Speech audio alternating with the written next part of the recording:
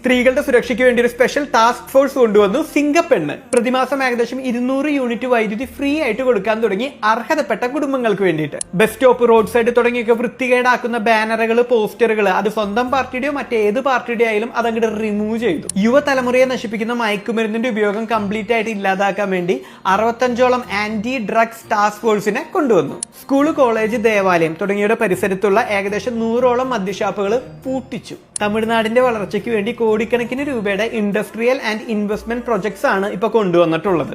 ISRO scientist ആയിട്ടുള്ള മയിൽസ്വാമി അണ്ണാദുരനെ തമിഴ്നാട്ടിലെ സ്കൂളുകളുടെ കരിക്കുലം കമ്മിറ്റി ചെയർമാൻ ആയിട്ട് നിയോഗിച്ചു. സിനിമാക്കാർക്ക് വേണ്ടി ഒന്നും ചെയ്തില്ല എന്ന് വിചാരിക്കേണ്ട, തമിഴ്നാട്ടിലെ സിനിമാ തിയേറ്ററുകളുടെ ഷോസിന്റെ എണ്ണം 4 എന്നുള്ളതിൽ നിന്നും 5 ആക്കി കൂട്ടി. പോക്സോ കേസ്, സ്ത്രീകൾക്ക് നേരെയുള്ള കേസ്, ഇങ്ങനത്തെ സംഭവങ്ങളൊക്കെ വരുമ്പോൾ direct FIR and fast track process implement ചെയ്തു. ഇനി കൈക്കൂലി വാങ്ങുന്നവരെ കറക്റ്റ് ആയിട്ട് പിടിക്കാൻ വേണ്ടി anti bribery toll free number introduce ചെയ്തു. അത് മാത്രമല്ല, കൈക്കൂലി കൊടുക്കുന്നവരെ കുറിച്ച് എന്തെങ്കിലും ഇൻഫർമേഷനോ കാര്യങ്ങളോ പറഞ്ഞു കൊടുക്കുകയാണെങ്കിൽ തക്കതായ പാരിതോഷികവും കിട്ടും. ഇതുപോലുള്ള സംഭവങ്ങളാണ് തമിഴ്നാട്ടിൽ വന്നിട്ടുള്ളത്. അപ്പൊ നിങ്ങളുടെ അഭിപ്രായത്തിൽ കേരളത്തിലെ ഏത് നടനെ നമ്മൾ മുഖ്യമന്ത്രി ആക്കി കഴിഞ്ഞാൽ നമ്മുടെ നാട്ടിലും ഇങ്ങനത്തെ സംഭവങ്ങൾ വരും എന്ന് നിങ്ങൾക്ക് തോന്നുന്നുണ്ടെങ്കിൽ ആ നടനെ ഒന്ന് ടാഗ് ചെയ്യുക.